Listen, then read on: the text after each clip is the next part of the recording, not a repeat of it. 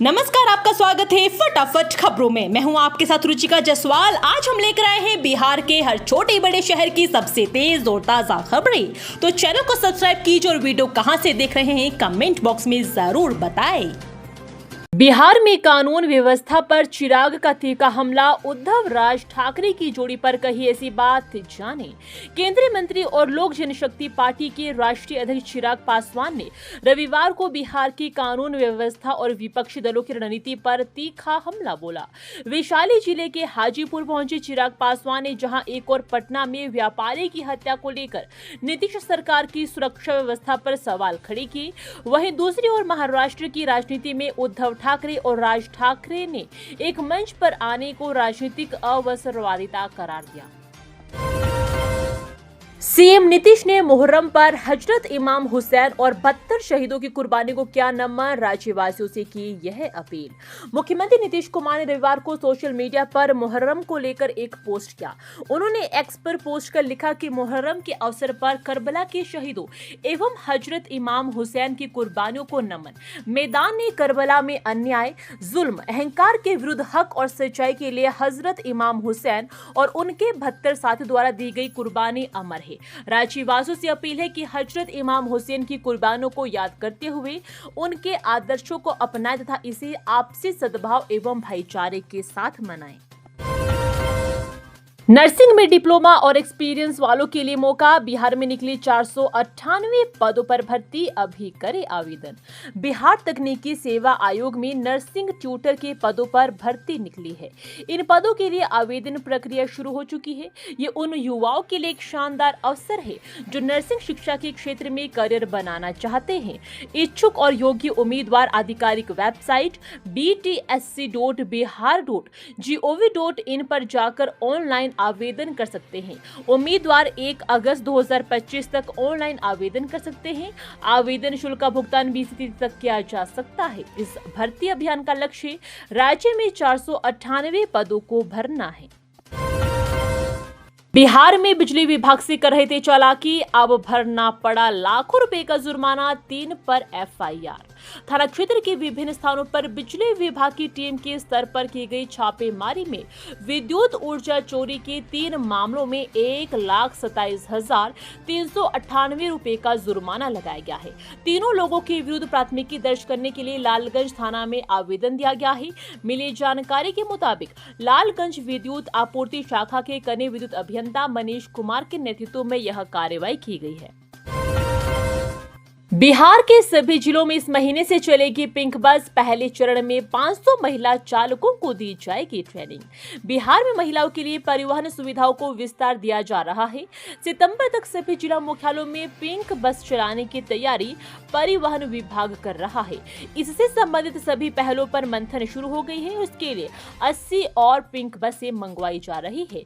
बिहार राज्य पथ परिवहन निगम ने वर्तमान में चल रही 20 सीएनजी पिंक बस की सफलता के बाद अन्य प्रमुख जिलों में भी इसका परिचालन शुरू करने का फैसला किया है। इसके लिए 5 करोड़ रुपए की लागत से 80 पिंक बसों की खरीद की जा रही है। इन बसों के अगस्त महीने के अंत तक बिहार पहुंच जाने की संभावना है। इनमें 35 बसों का परिचालन राजधानी पटना में होगा, जबकि शेष बसें अन्य प्रमुख जिलों में चलाई जाएगी। बिहार के वैभव सूर्यवंशी ने रचा एक और इतिहास, एक पाकिस्तानी बल्लेबाजी का रिकॉर्ड किया चकनाचूर।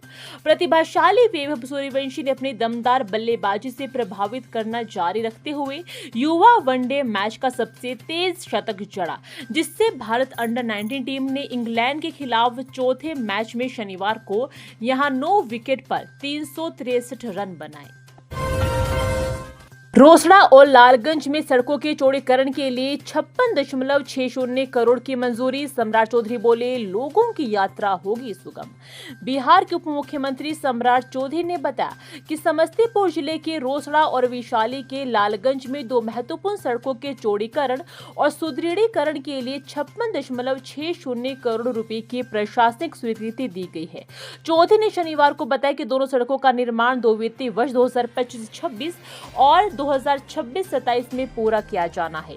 उन्होंने कहा कि रोसड़ा के इल्मास नगर बलीपुर डुमरा पथ के चौड़ीकरण एवं सुदृढ़ीकरण पर 29.45 करोड़ रुपए खर्च होंगे।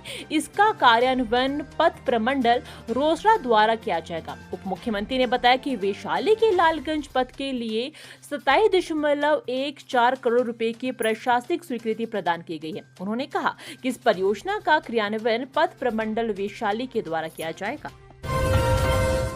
मृत शिक्षक को उपचुनाव ड्यूटी पर लगाया, प्रशासन की लापरवाही उजागर। किशनगंज जिले से एक चौंकाने वाली घटना सामने आई है, जहां पंचायत उपचुनाव के लिए एक ऐसे शिक्षक को मतदान ड्यूटी पर तैनात किया गया है जिनकी मृत्यु पिछले साल कैंसर से हो चुकी है। मामला टेढ़ा गाछ प्रखंड का है, जहां 9 जुलाई को होने वाले पंचायत उपचुनाव में ठाकुरगंज बैरागी झाड़ के पूर्व प्रधान शिक्षक जहांगीर आलम को मतदान पदाधिकारी प्रथम के रूप में नियुक्त कर दिया गया। इस घटना से जिला प्रशासन के पुराने सॉफ्टवेयर सिस्टम और कर्मचारियों की अद्यतन जानकारी के अभाव की गंभीर खामियां उजागर हुई है। सनातन महाकुंभ में बागेश्वर धाम वाले बाबा ने कहा, हमारे धर्म पर घात हुआ तो हम लोग प्रतिघात करेंगे। भगवान परशुराम जन्म महोत्सव के समापन अवसर पर पटना के गांधी मैदान में पहली बार सनातन महाकुंभ की शुभारंभ हो चुका है। हनुमान चालीसा और परशुराम चालीसा के पाठ से कार्यक्रम की शुरुआत हो चुकी है। राज्यपाल आरिफ मोहम्मद खान और डिप्टी सीएम विजय सिन्हा भी कार्यक्रम में शामिल हुए। बाबा बागेश्वर धाम के पंडित धीरेन्द्र शास्त्री भी पहुंच चुके हैं। उन्होंने प्रभु श्री राम के जयकारे लगाए। अपने संबोधन के दौरान उन्होंने कहा कि भारत हिंदू राष्ट्र होगा तो पहला हिंदू राज्य बिहार होगा। बहुत सारी ताकतें गजवा ए हिंद बनना चाहती है। हमारे धर्म पर घात हुआ तो हम लोग प्रतिघात करेंगे। हमारा सपना भगवा ए हिंद है। हमें मुसलमानों और ईसाइयों से दिक्कत नहीं। बिहार चुनाव के बाद राज्य में पद यात्रा करूंगा। हाजीपुर NH-22 पर 2 बाइकों में हुई भिड़ंत, एक युवक की मौत और 2 घायल। हाजीपुर मुजफ्फरपुर NH-22 काजीपुर थाना क्षेत्र अंतर्गत तेलिया सराय पेट्रोल पंप के निकट पूर्वी लेन में 2 अनित बाइक की टक्कर में बाइक सवार एक युवक की मौत हो गई, जबकि हादसे में बाइक सवार 2 युवक घायल हो गए। दोनों बाइक बुरी तरह क्षतिग्रस्त हो गई। घायल युवक को रोड पर तड़पते देख राहगीर एवं आसपास के लोग जुट गए। हादसे की जानकारी काजीपुर थाना अध्यक्ष को दी गई। जानकारी मिलते ही काजीपुर थाना की पुलिस पदाधिकारी घटनास्थल पर पहुंच गई। आनन फानन में सभी घायलों को इलाज के लिए सदर अस्पताल पहुंचाया गया, जहां डॉक्टरों ने जांच के बाद एक युवक को मृत घोषित कर दिया, जबकि 2 युवकों का डॉक्टरों ने उपचार किया। ये थी आज की फटाफट खबरें। हम मिलेंगे अगले बुलेटिन में, तब तक के लिए धन्यवाद। जय हिंद।